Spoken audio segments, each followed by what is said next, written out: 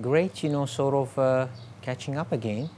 I remember, the last time we wanted just to sit and have something about to share with people was back in March 2019, where you explained the principles of investing and you highlighted a lot of things that could be ahead of us. And now here we are post-COVID. Some of these things that you highlighted are happening.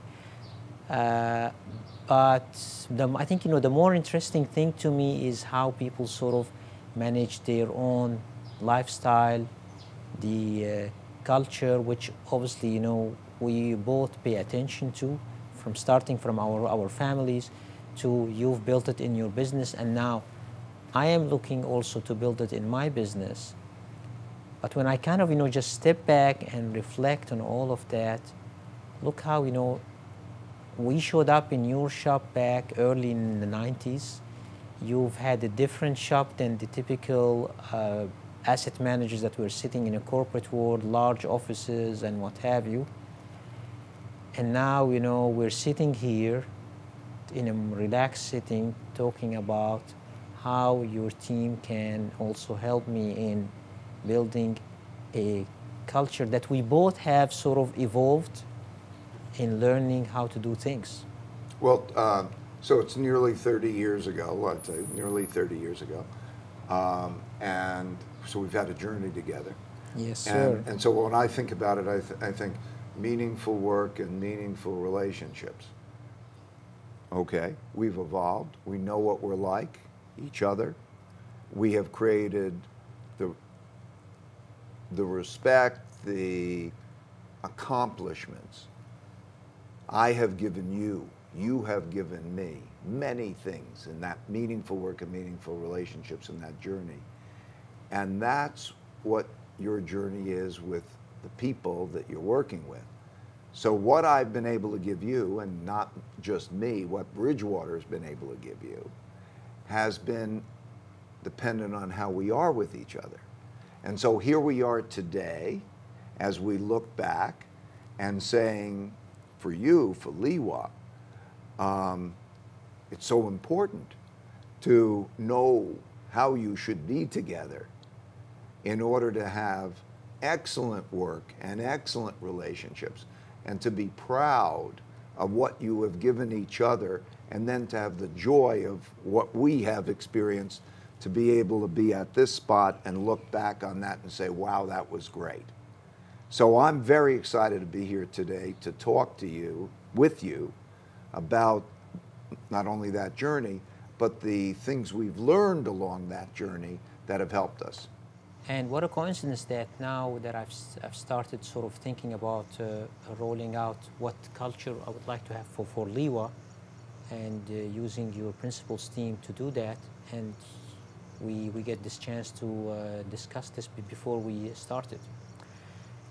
So I would like, just to go back now, as I was driving to come here, I was thinking how when we started interacting together back in the 90s, and you were kind to share with us some of the things that you were putting in your firm. And I remember back in those days, what we learned from the consultants in picking managers is you need to pay attention to the 4 Ps: performance, process, philosophy, and people. And people, obviously, people used to get pay attention to where people went to school and all of that stuff. But I don't think there was an appreciation of people working together and the nature of the culture that exists in a firm. Fast forward, you decided to start sharing your principles on how to manage a firm, and you published the book. And of course, prior to that, you shared with us that dot collector when the iPad came out. I remember that, and also the personality test, which has always, kind of amazed me.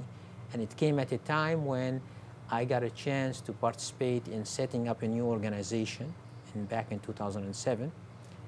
And then fast forward 2017, when I decided to set up Liwa with Khalifa, you released the book. And then last year you decided to offer the dot collector on Zoom, and then I found out from one of the guys working with us is that you're now offering it as to help companies to walk them through how to discover their culture that they want to do and how to sort of put it in action. So with that, maybe if you can just give me just a reminder of how you came up with the dot collector, and then I want to ask you about how can I kind of discover the culture that we want to have, and how we can let it become now a feedback on creating that culture, so we can all learn together as an organization.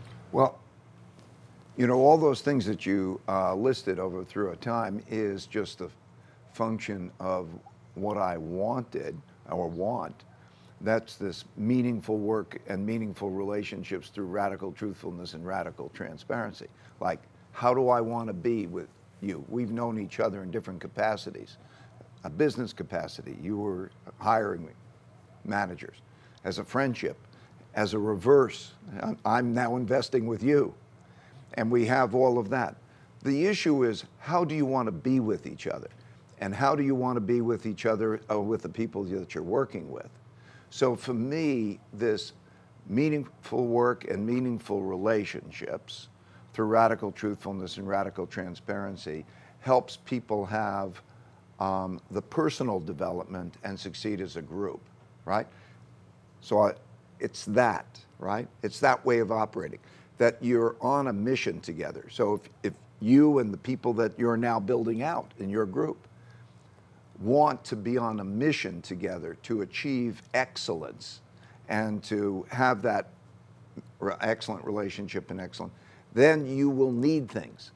And I needed things. Like, I needed to have everybody truthful. I needed to, over a period of time, collect dots of what people are like. Okay, so we have exchanges. And so I needed a tool to bring that out. So I created the dot collector so that there could be communications and everybody honestly conveying, how do you think what's going on? Because it's stuck in people's heads. It's all going on in their heads, and they never bring it out and put it on the table and look at it together. So knowing what people are like, that's why the personality profile test is so important. You know what you're like. Bring it out. Understand it yourself.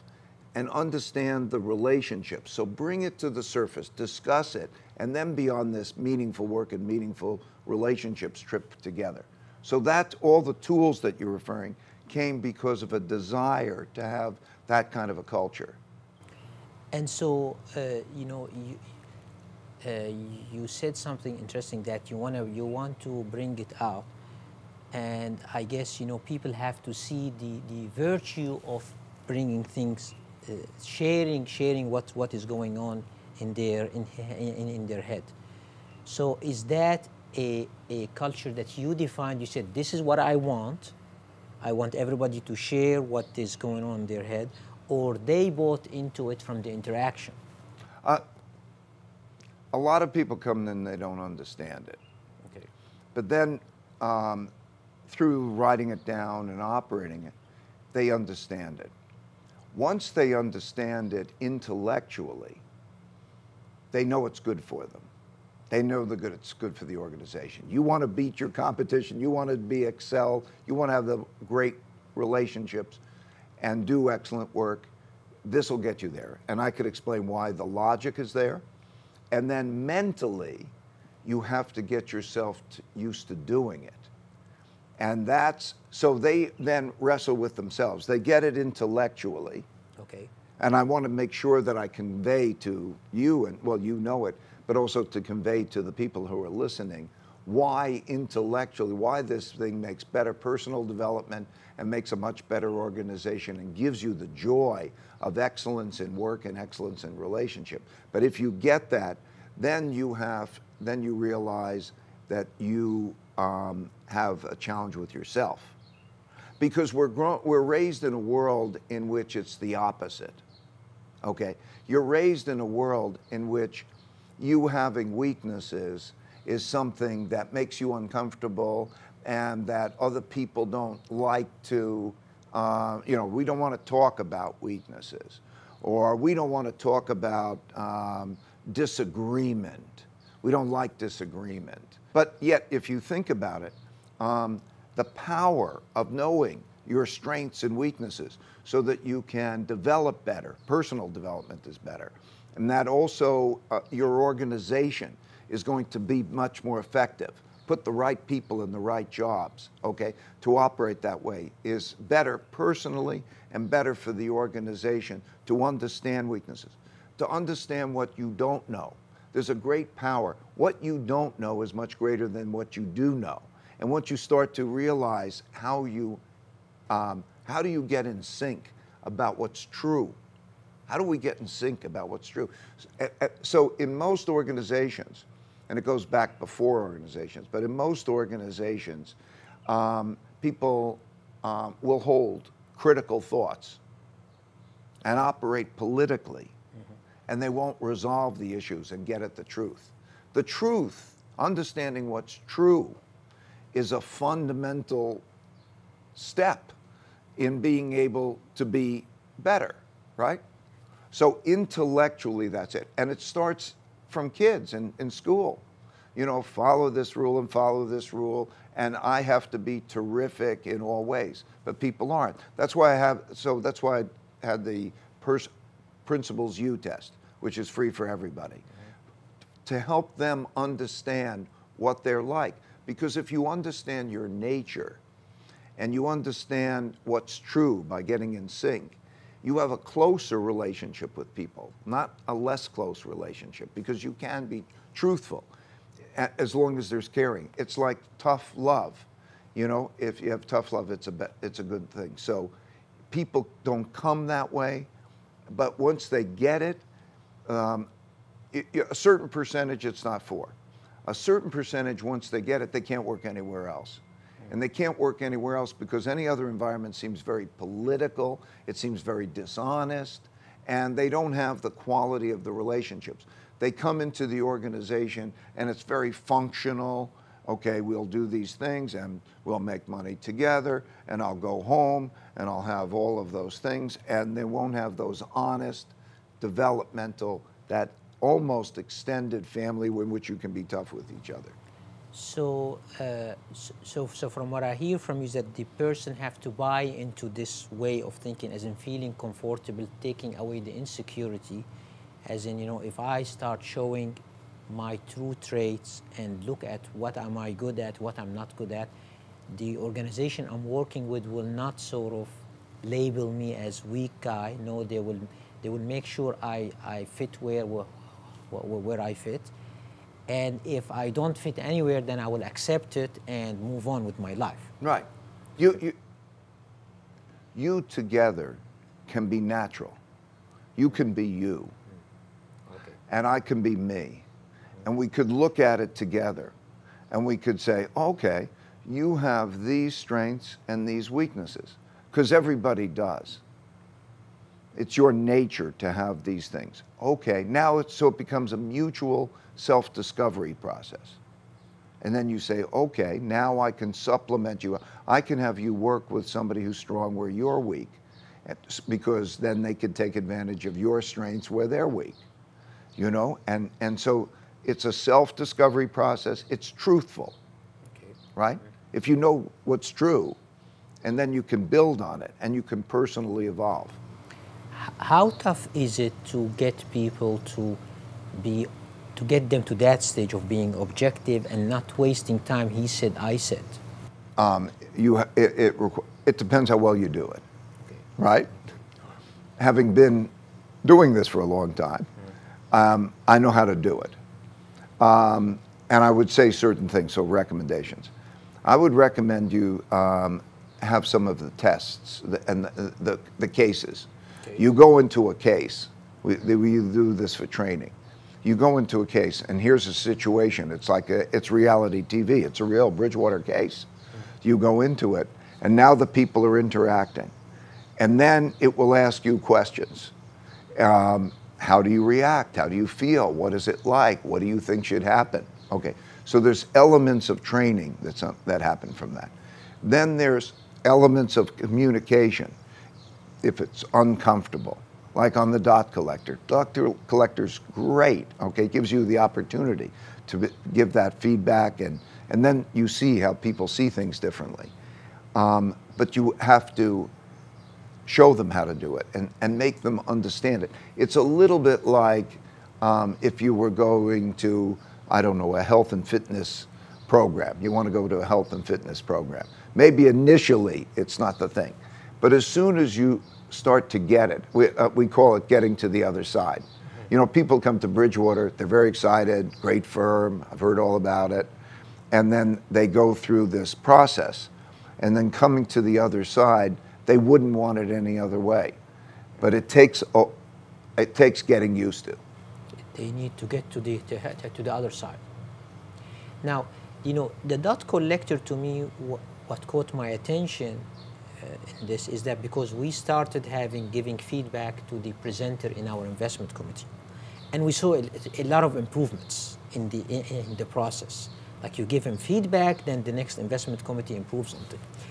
And then it occurred to me that probably, you know, in the dot collector now, I can take that example and then obviously have the guy presenting giving me feedback as the other guy interacting, and I want to start with myself, who's leading this effort.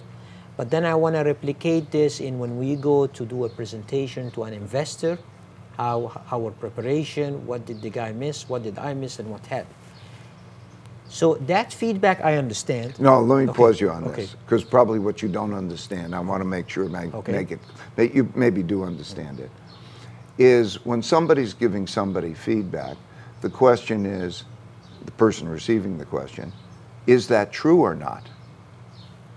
So just because you're giving me feedback doesn't mean it's true, and I might not accept it's true. Okay? When you're operating in the dot collector, and you have the honesty, and you see it from all different perspectives, it raises the question of what's true, okay, in that one case. When you do it over a period of time, and it has an accumulation, so that you now see a number of people are saying that, and it is happening over time, there's a going through a process of thinking about what is true about how I'm behaving and what I'm good at and what I'm not good at, right?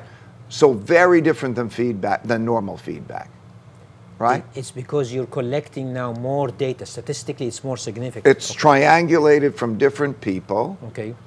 And it happens over time, and then you have a conversation.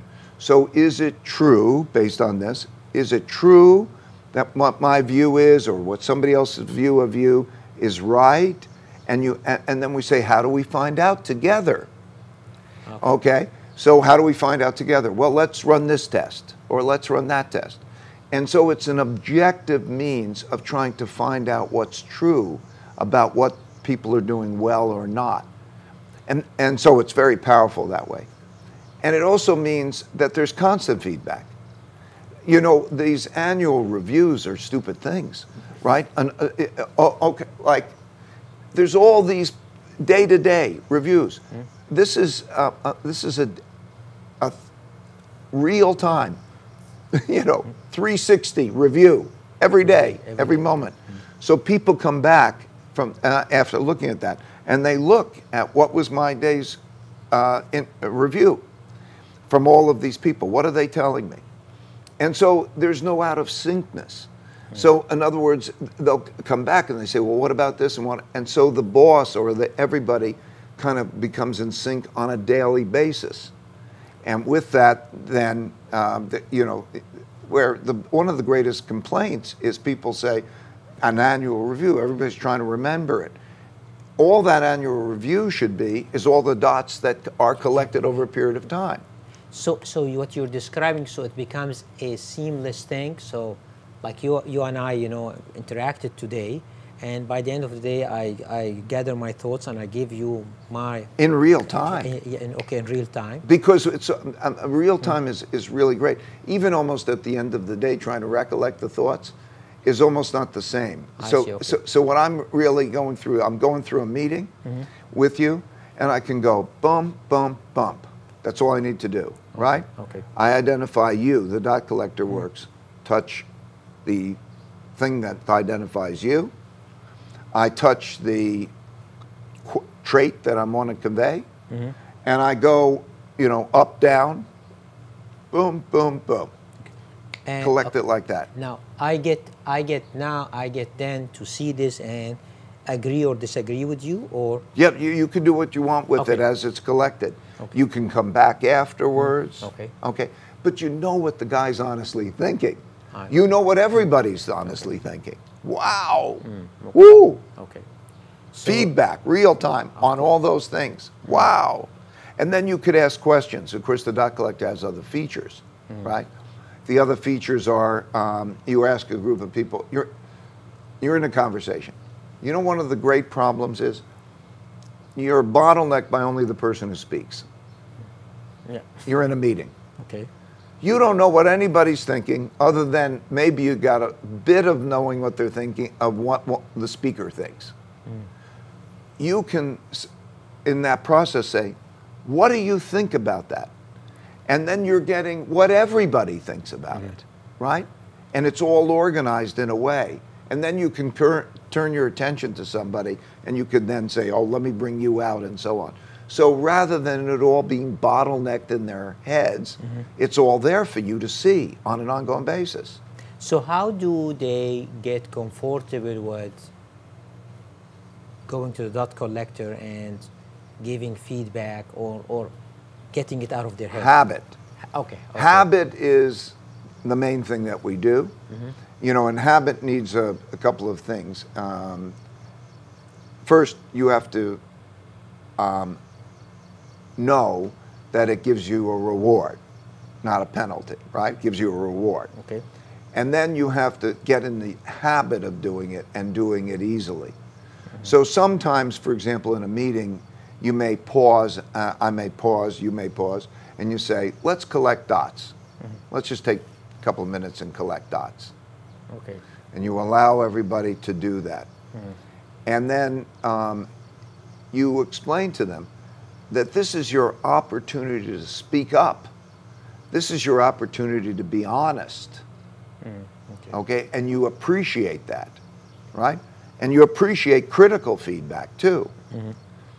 And you learn through the dot collection. We built the computer behind the dot collection that can figure out how you think, not just by the feedback that you're given, but by the feedback you give. In other words, when you're giving feedback Okay. and somebody else is giving different feedback, the interesting question is, why are they different? So the computer, having a database behind you, can know, because of all this accumulated data, I know a lot about you, and so what I know about you and what I know about the other people tell me these things, and it raises to you. Okay. Interesting. Okay. Interesting. So you accumulate a fabulous amount of data. So the fact that you have now the data, then if you start seeing a different behavior, then you can see why is this behavior now changing? So let me turn now another question. So do you see people evolve when they go through this process? Oh, tremendously. Okay. Tremendously. They evolve in two ways. They evolve in a way that enables them to express themselves. And they evolve in a way that lets them evolve by getting feedback. Okay. Because, you know, I do believe that, you know, and that's what that's where I always start, is that, you know, I think, you know, I don't want to judge someone until I have all the right ingredients in place to see how he behaves and whether and I do believe people evolve. So I'm hoping that when you implement this dot collector and you go into the whole process of understanding what culture we want to have or what culture we have and how we want to evolve, that people also have the ability to grow. Yes. So there are two ways. I think most people make the mistake of thinking that they will excel by changing.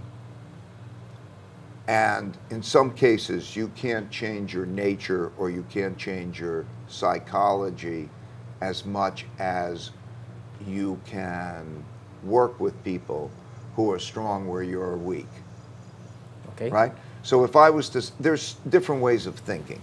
You know, when I give that personality profile test, PrinciplesYou, and so on, there's a lot of that is your nature, right? Okay, sure. The forces of nature have given different people different ways of thinking, different approaches to thinking. It's your nature. You're probably not going to change your nature. But what you do know is, I see others, that's their nature, that's my nature, and that's their skills, that's my skills. How do we work together so that you could succeed in life regardless of what skills you have, regardless of what your nature is?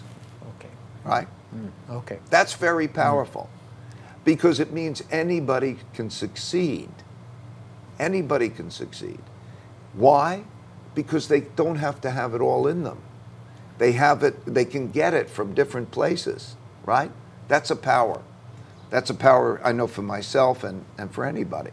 So once they get that and they're going through, that means, I did the a short video, 20 minutes, Principles for Success. Yeah. I recommend people watch the Principles for Success because it conveys that element where the different ways of thinking and how advantageous that is, because you can't make yourself think differently than you are thinking. But I guess you know, then just going back to the evolution, as in, so I know what's my weakness, I know what's your strength, and vice versa.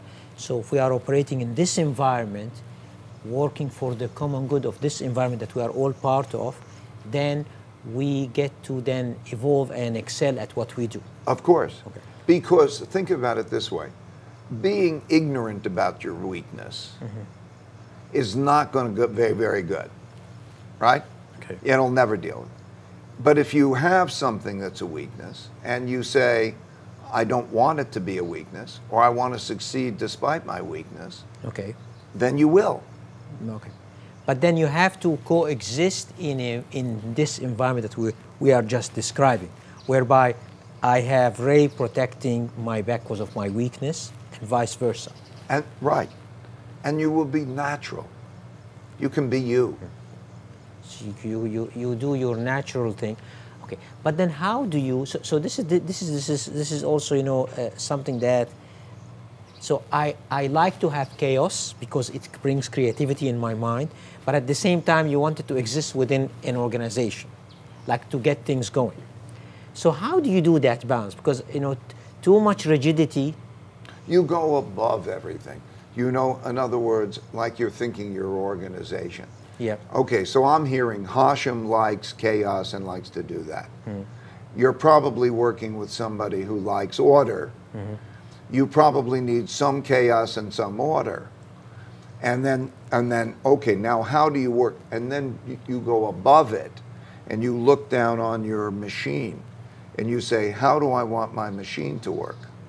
Right? Okay. So how does Hashim's creativity through chaos work with somebody's order and so on in the best possible way for that machine to work well? Okay. So that you do not frustrate the very structured guy with somebody who is chaotic. Well, by going up above it, because if you're running an organization, you're designing and building a machine. It's a machine. So when you go above it, you're no longer looking at Hashim just doing that. You go above yourself. Okay. And you would go above your organization. And you say, for the organization to be effective, well, Hashim wants to do this, this guy wants to do this, but how should it work so it works the right balance between him, helping him to do that to be successful? Okay.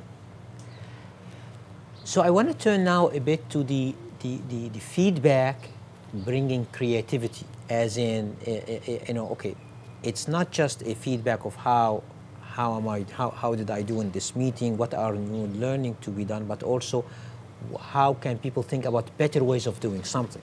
Like, for example, you know, my colleague, you know, told me let's be environmentally friendly and go to a meeting with an investor with iPads. And the first thing that came to my mind, no, you know, actually I've seen it, it doesn't work, what have you. Then 10 minutes later, I have a fund manager coming in, and he had iPads. And in the meeting, I pictured the use of the iPad, how cool it is. I came out of the meeting, I told them, oh, that's a great idea. Now, of course, naturally, people observing me, they say, what a guy who is sort of, he keeps changing his mind. To me, I saw this as a good opportunity. Now I saw it lively that it kind of works. So I want to see how the dot collector can also spur people to come up with creative ideas. Or am I jamming too much into the dot collector? The dot collector gives you ongoing understanding of what's true and what make mistakes. Data. Okay. So there's the dot collector. There's another tool which I call the issue log. The issue log is if anything goes wrong, it's logged. Okay. Okay, and so I found that, so it's another tool. There are different tools. But, so now you have data. Mm-hmm. When you have data, you have truth. And the other thing that I've learned about data is that you can program the data and the decision making to interact directly. So another very powerful thing is that, as you know, I think about my criteria for making decisions, and I try to then put those in algorithms so that the computer will make the decisions automatically for me, operating simultaneously. So by doing that, by writing down principles and then converting that, you can have an interaction. So even when you're collecting all this data, and you would say, oh, I read the data and now I want to reply, you can have the computer reply. Okay. And you can build almost an automated management system. So what happens is there's different collections of data, and the question is, who does what with it, right? Okay. So when you're thinking about creativity, and you think about that, you'll be able to find out who is creative, who isn't creative, in what ways are they creative, because there are different types of creativity. Mm-hmm. And so that information will enhance creativity, but it really depends on what you do with the information. Okay. Because I also think, or I'm hoping that I do discover new skills in people. Yes, of course you will. Yeah, maybe things people don't know about what they have. That's right. Because you have the data, and they have the sample size, and it's truthful. If you do the PrinciplesYou test, I think it takes like 20 minutes. Find out how much you discover about people in 20 minutes. Now imagine it's part of your regular operation, periodically. Whew, you will discover a lot. That discovery is very powerful. From your experience, what's the sort of compounding effect of people themselves discovering new things about them and really opening up more? It's gigantic. It's a whole rate of change versus staying almost the same. It's like learning. What's the compounded effect of learning? Okay. Right? Versus not learning. You don't learn, you don't change, you have not. Create a steep, and what's the most important thing to learn about? Yourself. How do you manage the fact that you want to drive, you're the captain, you're driving this thing to a goal, so like as you said, you go above to look at the big picture, but by the same token, in keeping people encouraged to give you feedback and to tell you exactly what they feel. But that's one and the same, because it's all in getting in sync, right? I mean, first of all, I know myself, you know, in running the company, first, I don't know what's right. What makes me say necessarily what? Because I'm the boss, I know necessarily what's right. So that's how you start. This is the thinking process. I mean, I know where I'm going and so on, but you want a great power. It's stress test your opinions. Don't be so confident that you know what's right. Okay? The markets have taught me this, right? It teaches you humility. Yes. So you want to take it from I believe it's right to I have stress tested it and I think it's right. Okay, now I'm going to raise my probability of being right because I can do that. But second, even if that wasn't the thing, if I'm working with other people and they don't think it's right and they don't verbalize it, that's real bad.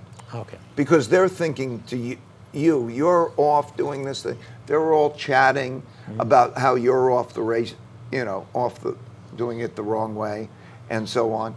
And there's not the interaction. So it's not good for them. And you're not exchanging your thinking. It's like, I'm going that direction. They just know you're going in that direction and you haven't exchanged why you're doing it. And so for you and them together to understand why brings you into it together and it raises you to the higher level. And that also means that you have an idea of meritocracy. Like for me, always, anybody could challenge me on anything and I'll be in front of all the people, 1,500 people. Challenge me on anything and let's talk about it. And I don't view it as a fight. I view it as, okay, here's what I think about it. Here's what you think about it, and so on. Those experiences are always invaluable, okay? Because there's an understanding of that. That doesn't mean I have to do what you tell me to do, because at the end of the day, but I can, you know, you can decide what you want to do. But that process of saying, I have to lay it out, let you see it, let you do the exchange, means that you come away with a level of understanding and a sense of power to express oneself. Because otherwise, if you're just blind followers, they're just blind followers, they won't learn as much, you won't get as much leverage. Only stupid people just follow, I mean, in a sense, right? You want people who can understand and you're in sync and you could say, I can trust that person to make an excellent decision. And the only way you're going to do it is that type of communication, I believe. The challenge, and that's why now I've reached to your team in engaging them for this mandate, is I think, you know, when you're growing and you want to do, and so you start on this growth trajectory and then you see all these different opportunities and you want to sort of, you know, capture them. So again, you know, the people who want to do things the structure or the corporate way, they want to, you know, measure in a measured way, do the full research and what have you. And sometimes you just see the opportunity and you want to, right, different people think differently. Yeah. I encounter this all the time. Yeah. And then somebody in a discussion, somebody brings up this point and they weigh it on that point and they don't know how to weigh the pros and the cons, and you get into all of that. Yes, I understand. So how do you sort of like, how do you bring in a process that keeps that you know, momentum strong versus being bogged down, but by the same token, not going too wild? Well, I did it in two ways. First of all, you have to decide how much time you're going to do to whatever, and there's like the 80-20. You can cover the things quickly if you know how to manage it, to sort that out. But also through all of this, I developed these believability ratings. In other words, you take the data and you take others, and then they would say, Hashim's believability in this dimension is greater than this person's believability in that dimension. Because when I want to make a decision, and I have a group of people around me, and I want to make a decision, if I know that there are people in that group who are better decision makers, better than I do, I want them to be able to make that decision. I don't want to be the one who is, I want just the best decision wherever it comes from. Okay, in their area of expertise. And whatever it is, yes. Yeah. Okay. And so somebody might say, I know that Hashim's intuitive. And so you establish, in other words, you have a conversation. Look, I think you're too trying to get everything perfect. And you're not as intuitive in that, and you'll lose the opportunity. So you have a conversation about that. And then they say, whereas this. And you say, okay, let's try it, so let's see how it goes. And people over a period of time will identify what you're strong at and what you're weak at. And then they will relate that. And so you will understand what your position. So, oh, if the intuitive guy, okay, that's right, let's go with the intuitive guy. We don't have to analysis paralysis. Okay. Right? Because you are bringing up all of that ability, you know? It's a great basketball player, okay? He could make those shots, and then they could understand it. So that's, and these believability ratings help because it says, look, you take the data and you say, I've triangulated that he is great in creativity. Because on that dot collector, it'll say creativity. And it'll see Hashim, or the equivalent of intuitive. Boom, you put that as one of the ingredients, and so you hit that, and they will notice, and you will see it, and the evidence will be clear, and that's why, and that's the better way. Because if you don't do it that way, then it's autocratic, all autocratic. Okay. Now you can have it go as far as you want. I mean, I don't want this to sound like it's totally black and white. Although I do it in the way that I describe, it's pretty extreme. So you can do it whatever degree you want, so you can have the dots, you look at it, you build on it. The thing is to have an idea meritocratic culture. Okay. And I guess, dealing with different age groups and different levels of energy, that would also unite people together, or like in other words, the mature guy who have seen different things going wrong versus the guy who sees this, active social media, trying different things. So would that approach? It just all comes up like, okay, what kind of person, how does it work, what do you know? And you would say, okay, that guy really understands what's going on in social media and how to deal with it. This person has had the wisdom of time and they've been through it before. It just brings out what is it, what are you bringing? Great, I'm really excited to sort of embark on this, and thank you, by the way, for the principles that you share every other day, because some of them, as I mentioned to you before, are very helpful in terms of, I think, my message is to anybody who's managing really a business to really pay attention to these things, because sometimes they are the solution to what one is currently facing. And it's by no means, that it has to be applied the same way, but it gives you a food for thought. Well, thank you for telling me that. I'm at the phase in my life where now I'm passing along the things that have been helpful to me, so it's a joy to know they're helpful. Thank you. Thank you.